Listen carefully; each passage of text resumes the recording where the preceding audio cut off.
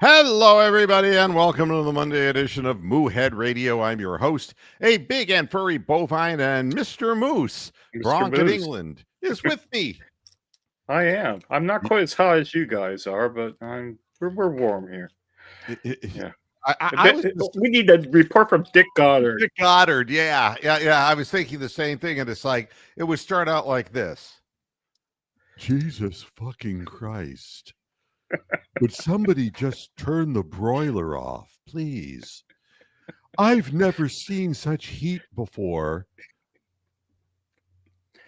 I'm trying to think of what I would say. Dick Goddard in hell. I mean, it's hotter in Ohio than it is in hell right now. Yeah, I've never seen more heat than this, except maybe in the Miami locker room after an NBA game. Wow. Yeah, I know. 93 degrees.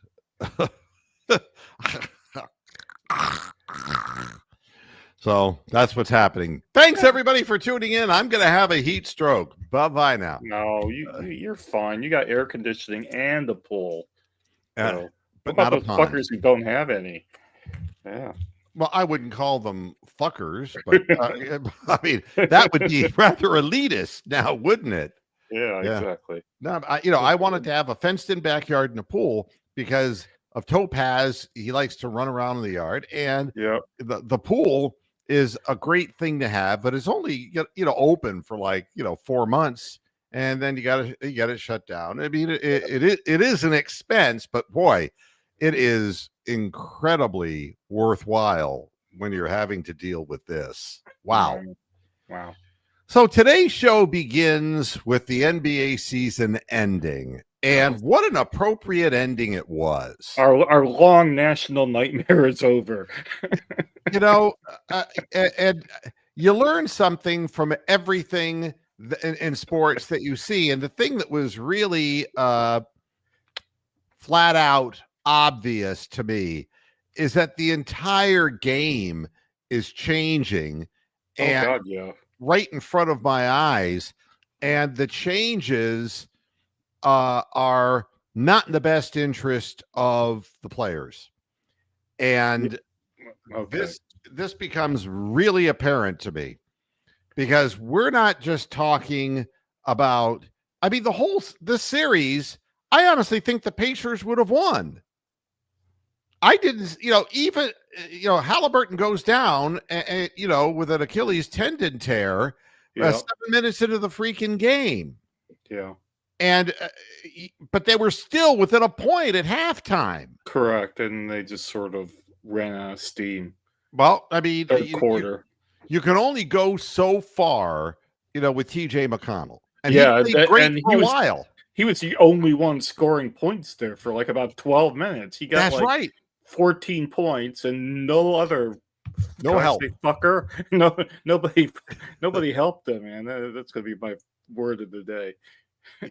But here's what I think. And I can't say I know anything, but I think things. I look at the entire NBA playoffs, and it was a war of attrition. Yeah.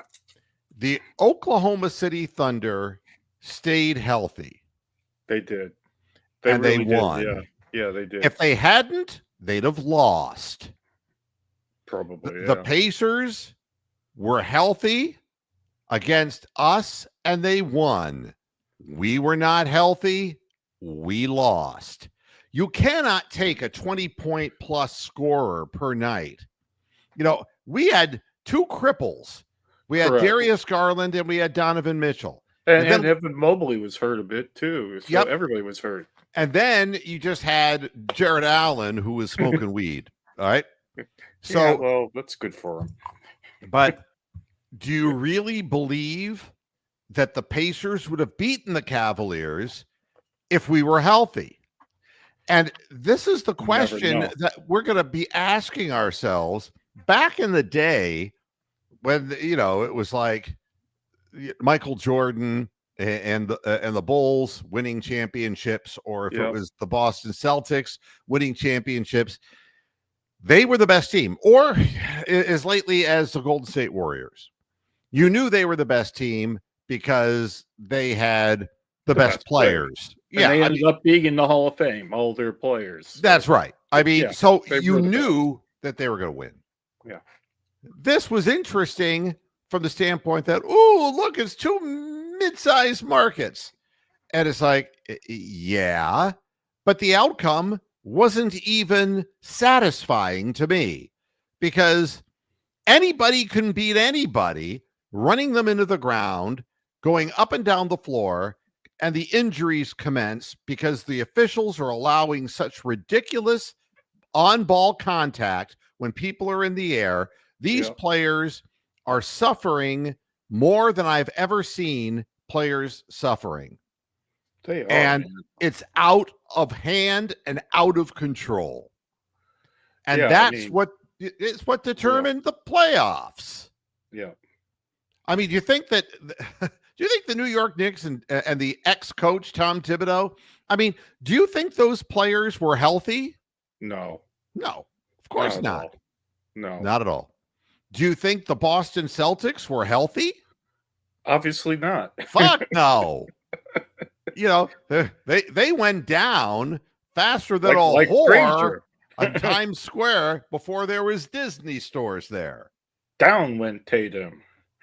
Yeah, I mean, but not just, ooh, I strained my calf, Darius Garland injuries, but torn, ripped Achilles tendons, and those players won't be seen next year.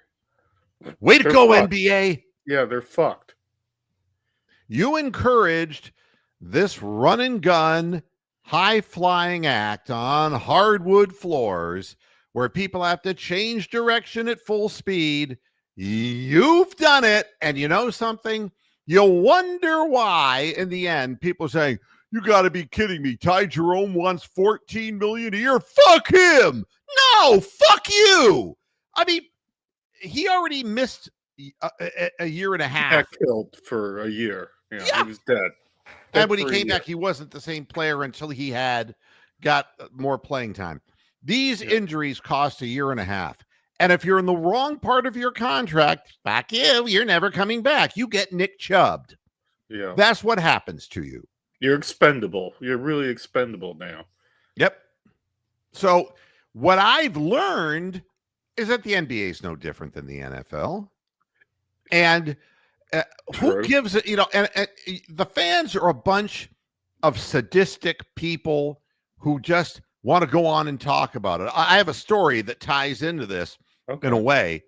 I was waiting for a package and from a discreet package from Amazon, a brown envelope. No, it just actually what it was one of those flip it around, AM, PM drug dispenser things. Oh, right. So you can a pill organized. Yeah. We're old guys. We have that. I have that. I have one for every day of the week. It's not that I'm taking that much medication, but man, I get involved. Yeah, well, I get involved in shit. It's like, oh shit, did I take this or didn't I? It's just better to have that as a visual aid. No, everybody should have one if you're like taking more than 2 or 3 things. But no, I'm not done with this story. Go. So the guy, right as I'm looking to see if it's being delivered, hey, the truck's across the street. The guy's coming across with my package. And I said to him, hi, how you doing? And he goes, great. I just gave 7 days notice to get rid of this fucking job. All I do is carry these stupid plastic things stuff inside that was made in China. It's true. I'm not making this up. True. and it's like, it's like this. It fucking sucks, and I'm done. The only good thing I can say is I won $45,000 in a dog bite settlement because of this job. And they don't pay for shit. Yeah, well, they pee in their truck. At least they do in England. What I said to him? Yeah. Have you ever considered law school? Here's a quarter. Yeah. You're never going to be a lawyer. It's like, you have to understand why you're in a position, too, that the jobs that you're applying for are like this, and you're embittered. And the reason you're embittered is because you're hearing all of this bullshit political stuff. Yep. Why don't you join the army and you can do something in Iran and really do your country some harm? Good. Or something good for somebody. Yeah. Let's hate on China because Americans are buying all their products. I mean, exactly. Yeah, that makes make sense. America great again. Make America great again. I'm going to Amazon and I'm buying Chinese shit. Fuck the goddamn tariffs. Trump made that shit up anyway. The tariffs? What tariffs? Just like the goddamn things that he did at the beginning of his, he makes proclamations. What the hell is a proclamation? It's either a fucking law or it's not a law. And you people all got fooled by this nonsense. It's stupid. And I'm not going to keep my mouth shut about it because here's a guy who hates his job. And what he really does is he hates the people who order the stuff that makes him deliver the package to their door. And the reason he hates the Chinese is because he's still brewing over a little lab somewhere in China that created COVID. Oh, there's a new strain out now, apparently. Oh, God. So at any rate, I guess what it amounts to is basketball fans will focus on, well, what's coming up next? Oh, the NBA draft. Okay, let's get ready for that. And they have no hindsight whatsoever. I mean, the game is being ruined. Yeah, the people are getting crippled. Yeah. I mean, you want your team. I mean, I wanted to see my team in the playoffs, but I didn't want to see my two lead guards crippled in the playoffs. I didn't want to see that. Did you? No, I didn't enjoy it one bit. No, not at all. I mean, to me, it's you watch a team all year and you come to love that team. And I love the Cavaliers team this year because they were really selfless. They shared the ball, and everybody starts in on the selfishness angle and why Darius has to go and why Donovan has to go and why Jared Allen has to go and why they ate too many Doritos with cheese and why they have to go. Whatever the case may be, this is what they do. But you look at the rest of the league. I just pulled up a story before I went on the air. And I mean, it's like, preach. Here are sources. The Wizards' Chris Middleton picks up his $33.3 million option. I don't even think Chris Middleton will be able to walk 10 years from now. I mean, probably not. So that's what the Wizards have to look forward to. Hey, we got Chris Middleton back. I don't even know how old that motherfucker is. What's he like dating a Kardashian or something? Or Tristan Thompson was too. Everybody was. And meanwhile, he only appeared in 37 games this past year, averaging 22 minutes a game. It's well, I've got some ideas straight away that could make the game safer, but nobody would want to hear them. Well, I mean, you can go back to dribbling with like Bob Cousy with one hand at a time. Well, you make the court wider. Get rid of all the fucking sideline seats, and stop playing games outside of your conference. Just have all the Eastern Conference teams play each other. That would reduce the schedule by about 20-some games, and then you have the playoffs where the East plays against the West. And here's what I think: the All-Star game should be an honorary thing, and the game not be played. Correct. Yeah, and you just take a break of a few days and give your players some rest. Second of all, you struck a chord with me because of the idiots at courtside. There is no reason why players are being asked to hustle their asses off to save balls when they're jumping into a sea of humanity. Yeah, I mean, forget Spike Lee and Timothée Chalamet. They can all sit further back. Yeah, but again, they want this game sped up in such a way that people are diving all over the floor, running into each other, and then you got the crowd and people running into the crowd and people coming back after halftime with their popcorn with their drinks. They're fucking walking around with a drink like 5 feet away from where the basketball is. That makes no sense to me. Well, the only sense it makes is that the NBA owners, they're greedy fuckers. They're greedy fuckers. That's what it amounts to. So fuckers is the word today. Yeah. So I look at the Indiana Pacers, and the Indiana Pacers were in a position to win the championship. And when they got to a point where they were close, the guy who brought them there to the promised land started with the calf injury. Yep. And it ended up with a tear in the Achilles. We said this on the last show. I mean, prescient, guy from Texas, his name escapes me, asked us who we thought was going to win. And he said, well, it all depends on whether Halliburton's still alive. Steven, died. Yeah, Steven, yeah. Yeah. I mean, so he died. You're sitting there and watching this, and you already watched Tatum go down with the same injury. Yeah, and he had a strain prior to that. Yeah, exactly. And they, it's like, go out there, go out there and die. Luck will be on your side. And, the only person that I'm laughing at is Halliburton's father. Fuck you. Yeah, fuck you. I don't forget.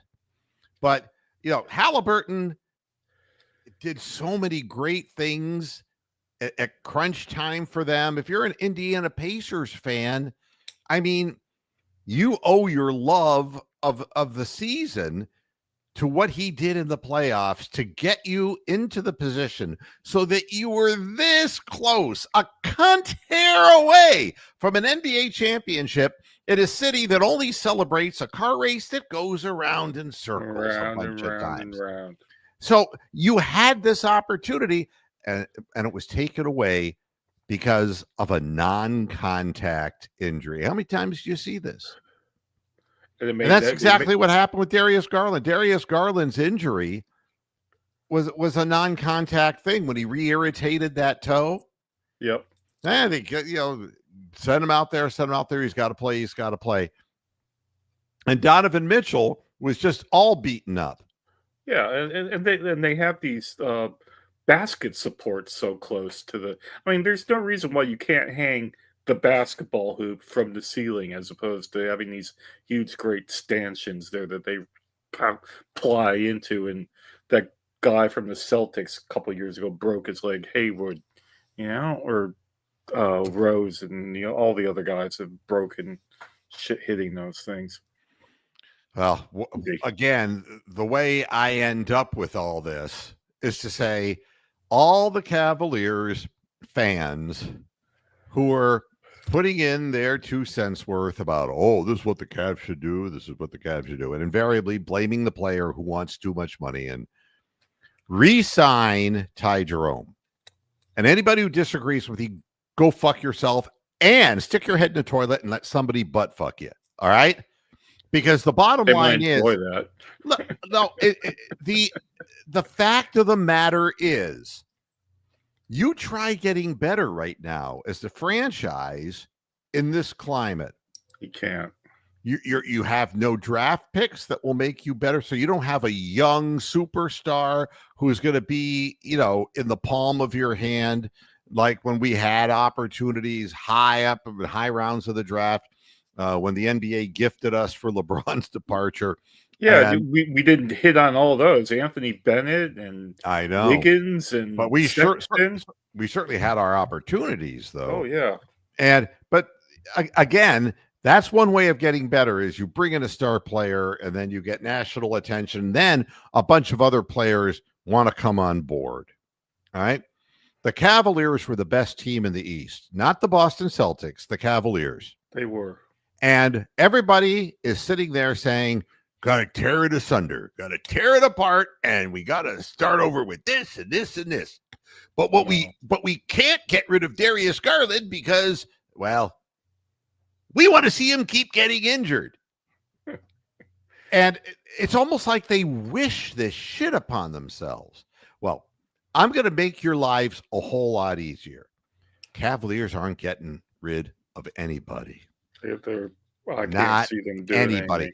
If you could explain to me why any team would decide to give the Cavaliers a really fine player for Jarrett Allen, explain it to me, please.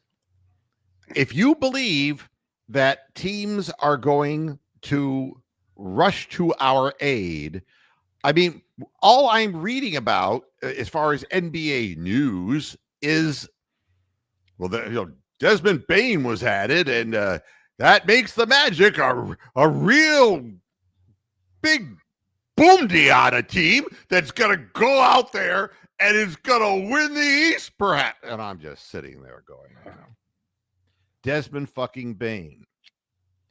You really think that Desmond Bane is going to turn that team into a championship franchise? Wow. I mean, you're just playing with yourselves, man. And so how do you get better in all this? If you're a shitty team and you've got Chris Middleton for another year for $33.7 million, you tank. But the problem is there's too many teams in the NBA that are tanking. Yeah. Way too many.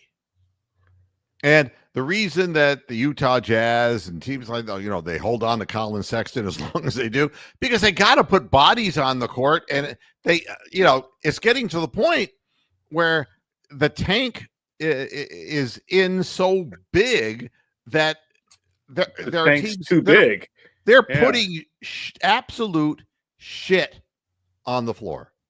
Absolute shit on the floor. What was it? The Mavericks had no players at one stage, in March when they had to put all these G League players out there because they didn't have any live bodies. I mean, people are just dying. You know?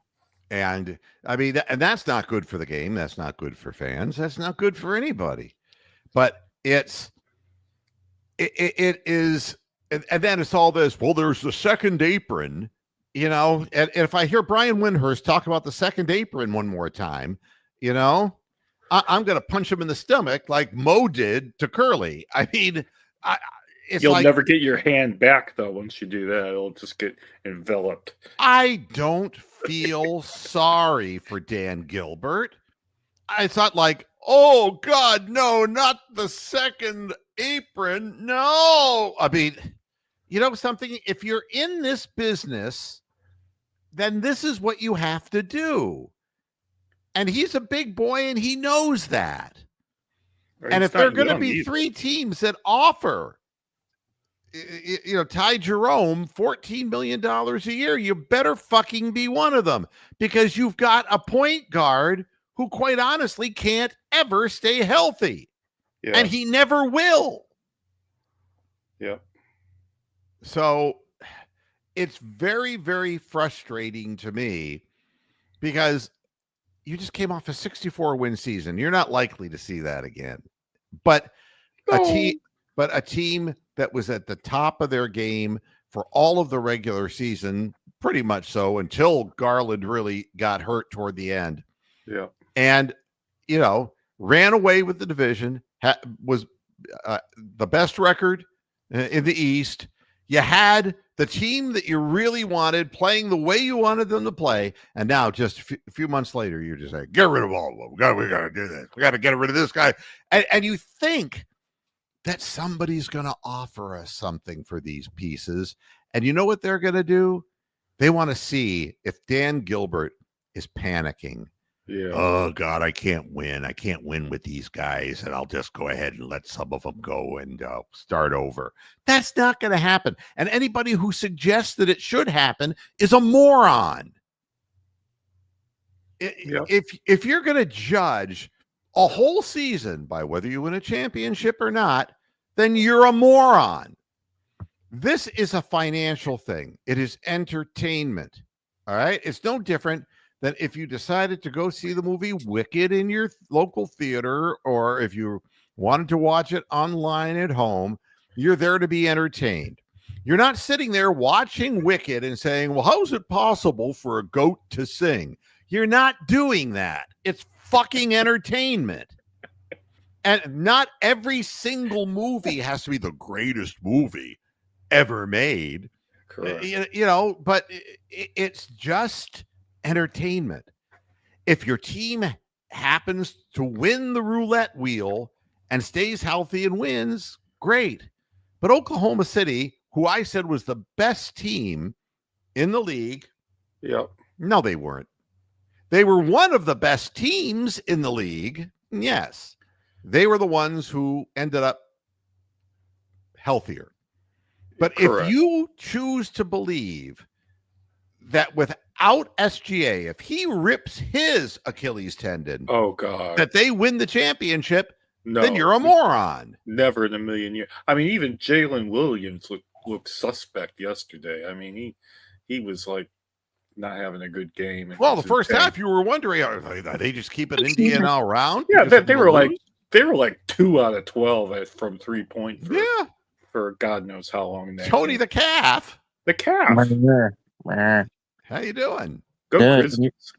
Your problem with your tank. The tank in the NBA, everybody's tanking, but it doesn't fucking matter because the league decides who gets the number 1 pick anyways. I mean, Cooper Flagg is this great generational talent, and we're going to give Nico Harrison another shot after trading Luka. I mean, come on. Yeah. And then number 2 is going to help Wemby get a second guy. It's like, okay, come on. Right. Man. That's why I say, if you're fortunate enough to get a future superstar, okay, then, or if you're the Lakers and somebody just bought you for $10 billion or whatever the case may be. Yeah, those teams will be served. But people in Utah and people in Washington and people in Sacramento and people in Charlotte everybody in Charlotte for football, basketball, and for anything.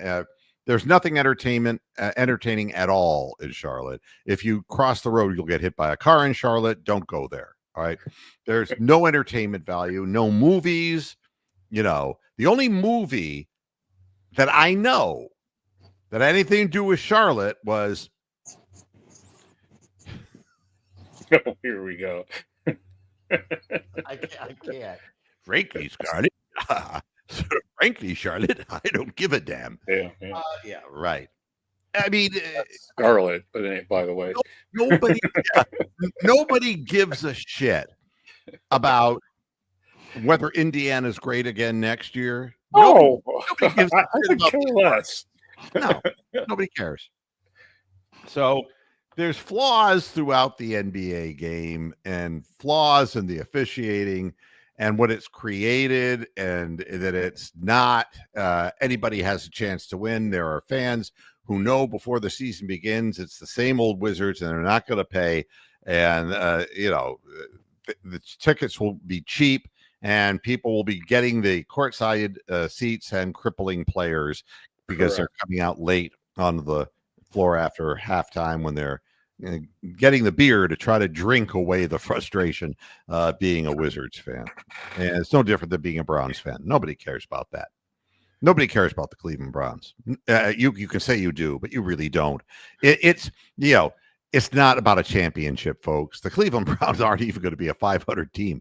I mean, there comes a point where you're either getting something out of it by watching it, or if you're as frustrated as you appear to be, you're either mentally ill, and anything else, something that would just put you off this much is going to throw you into a tizzy, or you just enjoy on a Sunday to have a nice time and watch a game. And I do it because it's great fuel for halftime and postgame shows, which have been entertaining as hell for me to do and for a lot of people to watch over the course of 23 years. You go. So it's entertainment. It's like, when people would sit there and go, no, wrestling's real. That's a stupid fuck. It's World Wrestling Entertainment. I mean, it's fucking entertainment. You're paying your money and you should be enjoying yourself. Oh, did you see the really short clip of John Cena going up to like a fairground punching bag thing that judges your strength of punch? No. And he winds up and he misses it like he's wrestling. And he goes, I haven't hit anybody in 25 years. And it looks so fucking realistic. You got to see this clip. Well, I didn't see him. He does that too. Yeah. But yeah, it looks like he's really going to smack the thing, and he obviously does a pretend punch, and it's absolutely brilliant video. Yeah, well, so that's what the NBA playoffs leaves me with. I'll take a 64-game win season that ends up short of a championship any day of the week. Any day of the week. The season should be no longer than 64 games, and that the playoffs should be only 3 levels and not 4, and it should be East versus West throughout, and then seeded that way. It'd be a lot more safer and interesting.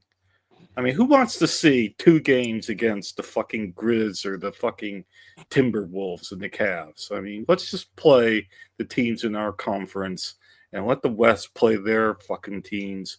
And then when the playoff time comes, we play somebody new from the other conference and then get reseeded after every round. All the offseason is a chance for the Miami Heat to rebuild themselves with the help of the league. That's all it's going to be. You're going to see a bunch of movement going to Miami, and you're going to see a bunch of knuckleheads like Tyler Hero gone because he needs a hero.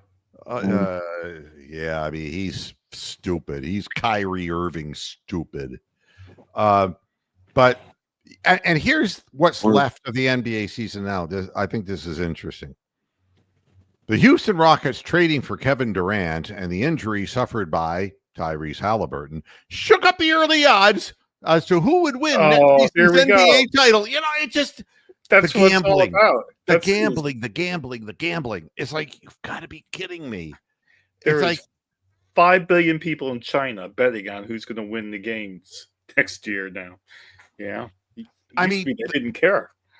Does anybody realize that the Houston Rockets got rid of Jalen Green, and he was supposed to be the young guy who was the fuel for the organization, and traded him for a 37-year-old washed-up Durant?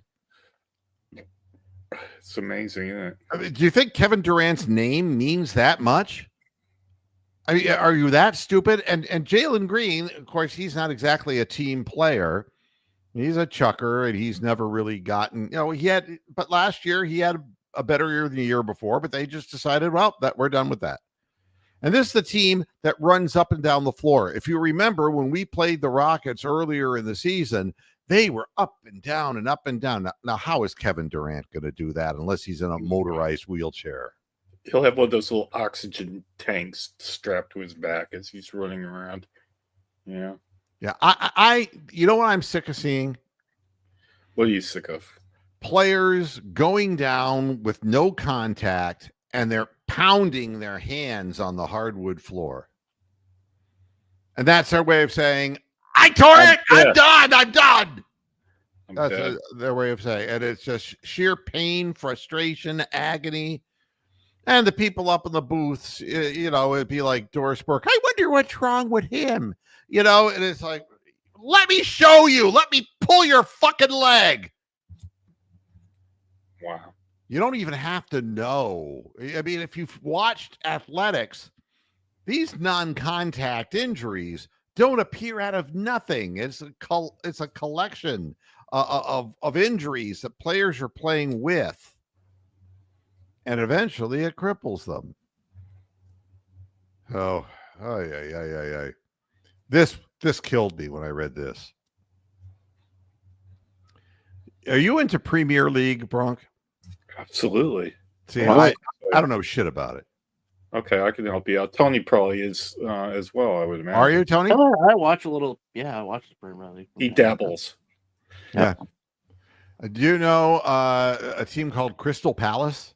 Absolutely. Yep. They're in South London, and fucking Woody fucking Johnson. Yes. That absolute fucker has bought an interest in them. And my comment about that was that terrible NFL owner, if he meddles with Crystal Palace, they'll be in League One in 3 years' time. That was my comment about that. I mean, this is crazy. A 43% stake in the team. $254 million It's because these teams are still affordable. These second, third tier teams, well, what I mean, the Premier League second, third tier, they're still affordable for these Yank hedge fund people to come over and buy. They can't buy NBA teams at $10 billion. They can't obviously buy NFL teams or MLB teams. And all the fucking soccer teams in America, who would want to spend money on them other than Jimmy Haslam? So it's amazing. You know what it's like? It's like a little kid with the biggest sandbox. Exactly. And he wants to play in the sandbox by himself, so he just tells everybody, the other kids who come to the neighborhood, it's like, it's my sandbox. Fuck you. You're not playing in mine. How can a loser like Woody Johnson, a fucking lousy businessman, who's ruined the New York Jets? Oh God, he's literally ruined them. The only thing he could do worse would be as if he sought out Joe Namath and murdered him. He has destroyed the Jets, just like Haslam's done to the Browns. He's probably a worse owner than Haslam. I'll go that far. And he's pulling what Randy Lerner did. Yep. I'm going to bring my disease overseas. And they got more money than they know what to do with. There are people with the poor Amazon guy who's, I don't deliver stuff that's made in China to people. Hey, Corky, go back in your fucking Amazon truck and leave me alone. I don't know what to tell you about that. I mean, how old was this Amazon guy? No, he was like in his 20s, late 20s. Oh, okay. Yeah. He probably has already quit 4 other jobs, and what he's due for is Ricky Bobby's old pizza delivery on a bike business. That's what he is headed toward. But I'm not happy about Woody Johnson owning a Premier League team. That's outrageous. About that. Well, I mean, it's money, but he doesn't make money from winning. He's not making money from being successful, not at all. Tom Brady owns a team over here. He owns Birmingham City. Yeah, but he was a winner. Is LeBron in on Liverpool too, or something like that? LeBron's got money on. I think it may very well be Liverpool, but that's John Henry's team. Yeah. Anyway. Yeah. But Randy Lerner owned Aston Villa, so I mean we're full circle. They chased him out of town on a rail. Oh God. But anyway.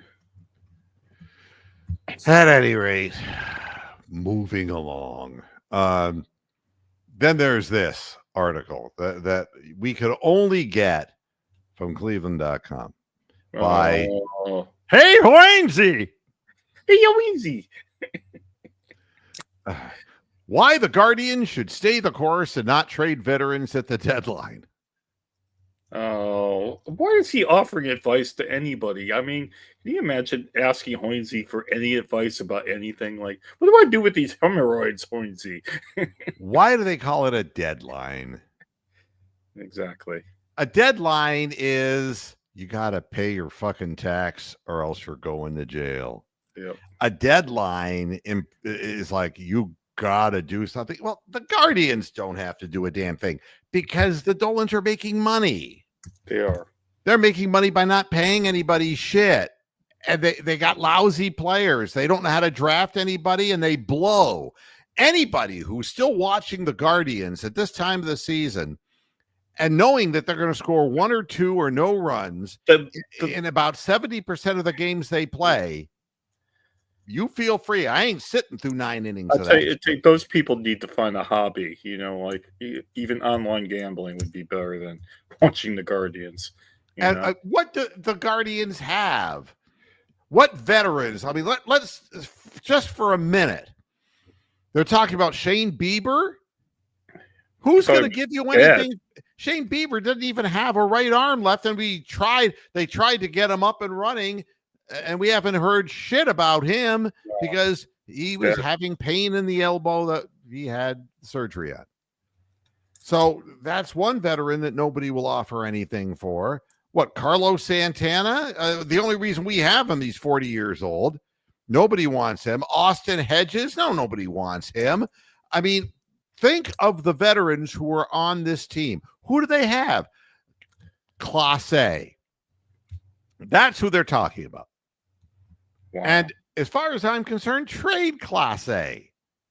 His best is behind him. They did to him what they've done to every relief pitcher that they've ever had. They threw his arm out, and it's predictable. They do this every single time. They Vinny Pastano, the poor bastards. That's right. That was, there's so many names of relief pitchers who just Andrew Miller. Just lost their shit in Cleveland because they threw too many innings and too many pitches. But so could you get something for Clase? Yeah, somebody will pay. And as far as I'm concerned, let Cade Smith become the closer. Yeah, not Hunter Gaddis. Hunter Gaddis is an eighth inning guy. Cade York has blow him away arm strength, and he has a fall off the face of the earth, off speed pitch, sinker, whatever you want to call York, that. The kicker for the Browns. Yeah, it's easy to get confused. Cade Smith. I knew who he meant, but whatever happened to Karinchak? Is he still alive, or is he Carrot Top? Yeah, is he Karinchak? Remember him? Oh, he's gone for good. His arm is ruined. Is he like in some mental institution or something? Well, that would be the other place you might find him. He was loopy. But his arm never came back. His arm's dead. Yeah. So again, what are you going to get for Emmanuel Clase? Cade Smith should be the closer at this point. He's young. He's got a strong arm, and they have to throw his arm out next. But you're not going to get any kind of a power hitter. And the Guardians' idea of power hitters are Nolan Jones. I mean, people, and they can't get the most out of, and I'm worried about Manzardo because quite honestly, no hitters are succeeding. And have they ever under this recent ownership setup where it's pitching? They don't have anybody who can consistently drive in runs and connect. And they have one guy who's 30 years old, getting long in the tooth. And you have a real old guy who's 40 years old. And those are your two biggest power hitters? Yeah. I mean, I think if Kyle Manzardo had a better understanding of the strike zone, he could hit a lot of home runs. But, what they do is they end up doing to them what they did, if they have a guy who hits into the gaps like Andy Diaz did. They ruined his swing. They ruined his swing because they say, we've got to change the angle of your swing. You can become a power hitter. And they fucked him up. Yeah. They fuck every hitter up they've ever had. They suck. And if you want to watch it, that's fine. But no thanks. No thanks for me. And you're not going to, I'm not going to spend much time on it because you look at their lineup and I'm looking at Travis Bazzana doing nothing in the minor leagues. He's hurt. He's injured. The other guy is Chase DeLauter. And I don't know. Let's look up Chase DeLauter now. And see that every guy they said, oh, this guy's going to be great. They all end up like Russell Branyan. And it gets real fucking old, real fucking quick. Yeah, I call it Bradley Zimmer disease. That too. Remember him? Yeah, dive headfirst into a wall guy. Bradley Zimmer disease. So this year, you're wondering, how's it going? How's it going? He's in the ACL league. I'm not even going to go there. ACL league. Yeah, and but now he's at Columbus. Okay, right, and he's hitting 297. All right.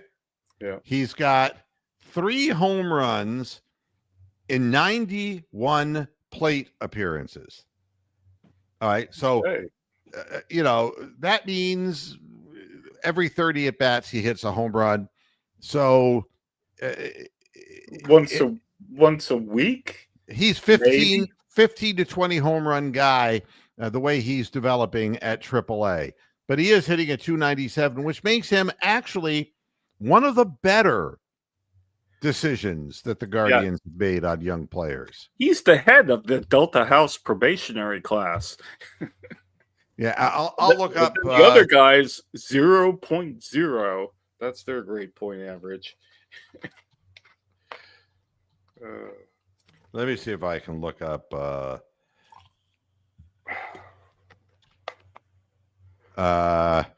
Let's see his stats. I always like to go to baseball. I was looking at the standings the other night, and I noticed that the expected wins record of the Guardians was like under 500. That they've obviously won a few close games that they probably had no business winning. So, all right. So here's Bazana. He's in Akron. All right. He's one of the many who are trying to get out of there. I thought it was just like one gigantic crater Akron now. He's had 149 at-bats in Akron, right? Correct. Okay. And where he's at is 4 home runs. So you could do the math.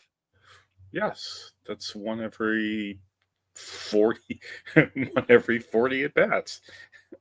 Close.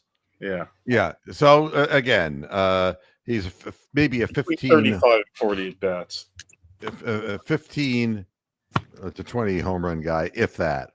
He's hitting 252, but in the beginning when he went to Akron, he wasn't hitting at all. So he's gotten a little bit better, but he's been wiped off the board because he was the first round pick of the Guardians. They're already saying that he was nowhere near the best player that was chosen in the draft. Wow. So he will be very lucky to get out of the minor leagues. Wow. And the reason I'm saying that is they've said something that is a dead giveaway. And they do this with every lousy draft they make. What position does Travis Bazana play? Do you remember? Probably outfield or something. No, he's second baseman. No, second baseman. Yeah, they're all second baseman. Yeah, and that was the reason. It was like, we don't need to keep Andre Jimenez because, we've got this young guy that we drafted. He's the next Stephen Kwan kind of guy. He can make contact. He's got incredible contact ratio with the ball. He just needs to get a little stronger. We're going to give him some time in the minor leagues, and he's our second baseman of the future. You know what the Guardians are saying now? What are they saying now? Well, we're thinking outfield now, maybe. Yeah, there you go. Yeah, because Daniel Schneemann has displaced him? Wow. You got to wonder where the thinking is here. But yeah, that's Travis Bazana. Now he's and how many times he's struck out? 39 times. Well, we'll round it off. 40 out of 150 at bats. Wow. That's every 3.75 at bats he whiffs. And that's in Akron. Yeah. That's the guy who has great contact skills. Wow. Oh man. Wow, that's a great comment by Rick May there. The last one. Yeah. That's is that even possible? It is, but if you're the Guardians, you've got nobody. It just shows somehow they're a wild card team right now. That's mental. Shows you how bad the Guardians are. I mean, they're technically the second wild card right now. Oh god. Well, you want to know what's really funny? They've been playing shitball lately. Absolute shitball. If they're not blowing the few save opportunities they have, they're not scoring any runs. But the only thing that is consistent at this point is that the Tigers are staying between 18 and 20 games above 500. But the Twins, I'm sorry, Tony. Oof is right. I mean, the door is open for both them. I mean, not the White Sox, of course. No. But and for the Kansas City Royals, the Royals are losing too. And, it's really interesting, and I should go and just, I wish I could really get a good idea here. But it seems it could be worse. We could be the Rockies. Oh yeah. Yeah, they're reimagining the word terrible. It's every American sports league has franchises that need winding up. There's just too many teams, too many games, and it's not worth watching. If you're in Colorado, why would you go see that team play? Why would waste your time with the Rockies? If we're saying why waste your time with the Guardians, there's worse teams than them out there. Yeah. I'm still trying to. For some reason, this is not really wanting to. If America wants to go back to the old days when America was great, well, then go back to when there was only 16 Major League Baseball teams. Yeah. I'm dead serious about that. There's way too many baseball teams, hockey teams, basketball teams, and football teams, and nobody wants to be the city that gets disbanded. But there's way too many teams, way too many games, way too many injuries. There's no need to have two teams in Chicago. No need to have two teams in New York. There were two teams in Ohio, for that matter. The other thing here is, and I can't pull it up on my screen because my split screen for some reason is not functioning in Chrome, and I don't know why. Every so often these updates, they don't function properly. But what I'll say is this: I would bet they're all playing somewhere near 500 or slightly below 500 ball right now, because the way Detroit started out, they should be not 8.5 or whatever games ahead of the Guardians. They should be like 13 or 14 games ahead. Yeah. But everybody has just kind of collapsed because the world champions are not coming from this division. Okay. Well, then the other thing is you're playing games in 98-degree heat where people are throwing up on the field and passing out. Yeah. And why as a fan put yourself through that to sit out there and watch that? Where you take the threat of getting heat exhaustion while you're just watching the damn game. Yeah, and then the other guy, Joe Noga. Time for Guardians to make a bold trade deadline move. So Hoinsey doesn't want to trade, and the other guy wants to trade. Oh, they're just playing devil's advocate. Yeah. It's net sum gain zero. I mean, you don't make a deal, you suck. You make a deal, it's a bad deal, you suck. What is? Go for door number 3. The one with the goat and the cart on it. And then this headline: why Ty Jerome's free agency is about more than just money. Something? Oh, it's about money. Look, Ty Jerome got himself an opportunity to play, and he played better than anyone thought he would. All right? Yep.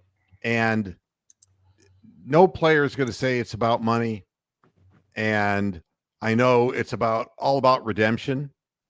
It's all about, I came out of Virginia in a national championship team, and I wasn't really looked at on the NBA level. I wasn't brought into the league to make any money. I never got any time off the bench. I went to Golden State, and I was a spectator there. Yep. And, Kenny Atkinson was there with me, and he said publicly that he really never for a minute thought that I, being Ty Jerome, that I would ever really develop into any kind of an NBA player. And here he's my coach, and here I am, and I'm an NBA player. And so there is an element of redemption. But you know something? Pay me, motherfucker. Yeah. Yeah, you can throw all the smiles you want to throw at me, but pay me. Somebody's going to want me, and every team except one will lose. They will not win the championship. And I would rather make my $14 million a year in a place that will never win, where I get minutes to play, than to be dragged down by going back to a team like the Golden State Warriors, where I just sat my ass on the bench. I have proven I'm good enough. And even if I have to go to Utah or wherever I have to go, to Sacramento or wherever the fuck I have to go, I want to get minutes. I want to be able to show the league that this was not a fluke. He's an emotional player. And at the end of the day, God damn it, it is about paying him, and it's about getting to play and not sitting on a bench as a spectator. That's what it's about. And if you don't understand that, you've never played sports before. I mean, you can lose in sports and win. And I don't think people realize that. You can outperform yourself. You know?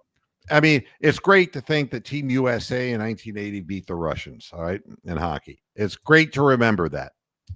But you know what I remember as a boxing historian? It's not the guys who necessarily won the championship, but it was guys who were good enough to put themselves into a position where they could have. A guy like Ernie Shavers, a guy from Warren, Ohio, the guy with the big right-hand punch. And he didn't train great for a lot of his career. I knew his manager and trainer, Frankie Luca, very well. Grew up in Canton. Frankie and I knew each other. And I actually worked with Frankie doing some television for him for some of the cards he brought into the Canton area. And quite honestly, he was just one more punch away from knocking out Larry Holmes for the championship. A lot of people said he was responsible for really putting the beating on Muhammad Ali to the body that hurt him so much. Ernie Shavers was a tremendously powerful fighter, but he was never a champion. But, you know, having moments in a sport, and you can talk about Kenny Norton the same way. He beat Muhammad Ali. It wasn't for the title because Ali wasn't the champion at the time. But he, for all the losses to big punchers, like, you know, getting dropped by Jerry Cooney or getting, you know, beaten up by, you know, by Ernie Shavers. The fact is that he beat the greatest fighter of all time. And he didn't beat him once. There are a lot of people who felt they beat him twice. Didn't get a decision on the second one. So, you know, it isn't always about winning. It's about maximizing what your skill set is. You're almost sounding British there. It's not whether you win or lose. It's how you play the game. Well, in the end, only one can win. Only one can be the greatest. But there are lots of moments in sports. I mean, does anybody remember the name of the guy who long jumped in one instant for when he had never jumped much more than 27 and a half feet? Bob Beamon. That's right. He goes 29-2 in the Mexico City Olympics. And don't tell me it's thin air. Don't tell me that. He was because they would have jumped that. If you watch it, go and watch the replay of it. The guy not only took off, when he landed, he jumped 3 more times in the sand pit. He was pumped. He was adrenalized. And in that moment, he had a single great moment. Such a great moment that it took until Carl Lewis to break that record decades later. Oh, good 30 years later. I mean, that records in track and field don't last that long. Yeah. But nobody says Bob Beamon was the greatest long jumper of all time. But you see, for one great moment in time, he was. Yeah. That's what sports is to me. If you want to write off the Cavaliers because they didn't win the championship, go fuck yourself. Yeah, and it's getting away from all that, and the gambling had a big influence on that too. That we can't just sit back and enjoy the achievement. We have to play on the odds of it as well. So I think I've said what I wanted to say. You need like a little Jerry Springer homily to tie this all together here. Like you why want watch the late Jerry Springer? The Jerry Springer. Good God Almighty! All right, we haven't had a Jerry Springer homily in a long time. No, we haven't. Well, had to tie the show. Bronk. Yeah. Yeah. All right. Well, here. Wait a sec. I have to piece this together.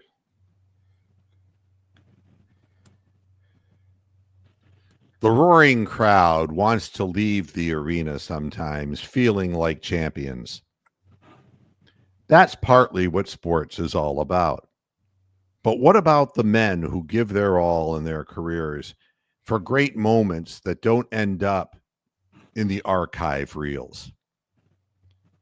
And that's the problem that we have in America today. People want all the immediate glory without putting in the hard work. And I'm a firm believer that those who perform hard work, the Ty Jeromes, if you will, of the world, are the people who make sports real for me. And that's why I sit and I watch and I wait for the moments that entertain me. Good night. Thank you, Jerry. Yeah. That's it. That's it, though. Yeah, that's basically what it is. And what it is, man. To me, sports are a bunch of collective memories. And yeah, whether it's linebackers of the Browns ripping their helmets off prematurely, premature ejection. Yeah. Oof. I know. Or it could I be. watched that yesterday on YouTube. God damn. Yeah, I saw Wayne fucking Rudd, man. Why would you do that? It's like he was programmed because he was a Cleveland Brown. He had to, and he ripped it off right in front of the officials and went, Nanu, Nanu. Oh, my God. Looking for the Shazbot. and then there's guys like that kid from Bowling Green, Dave Waddle, winning the 800 meters in the Olympics from out of nowhere, from last place on the last lap. And that's my, I've told people that's my favorite memory of sports. Yeah, because I remember you've talked about it. I remember watching it live. We all watched it. Everybody in Canton, Ohio watched it. He was a student who went to the high school where my mother taught art. And he posed for a number of people so that they could draw him. And he was the silly guy who ran with the hat all over the street. Of Canton. Yeah, and goofy and guy. My mother told me, "Oh, he's a silly boy." That's what my mother told me. I mean, he was a high school kid, and we were all sitting there watching in the basement of our home in Canton, Ohio. And he beat the fucking Kenyans, man. I mean, yeah, the shadowing Kenyans who were 1-2, and he went past the two Kenyans and then past the final guy. That done, over. Yeah. And in that moment, it was like, I didn't care what Dave Waddle was going to do for the rest of his life, if he was going to coach track and field at Bowling Green, what he went on to do. That wasn't the point. It was at the moment that mattered, he ran the race of his life, and it was inspiring. It's like, if this guy that we watched just running around in circles in a goofy hat could do it, then what great things can we do? We do, yeah. And that was what it was about. So I got to get out of here because I got places to go and people to see. But I had a good time on the program today. And thank you, Tony. And thank you, Moose. Thank you for the people in the chat room. And, and thank you, Jerry Springer, wherever you are. And God bless everyone, and Tiny Tim, too. Yep. So everybody have a good week. I'll be back again at the end of the week on Friday. Until then, hasta la vista, Pastor Heads. Good night.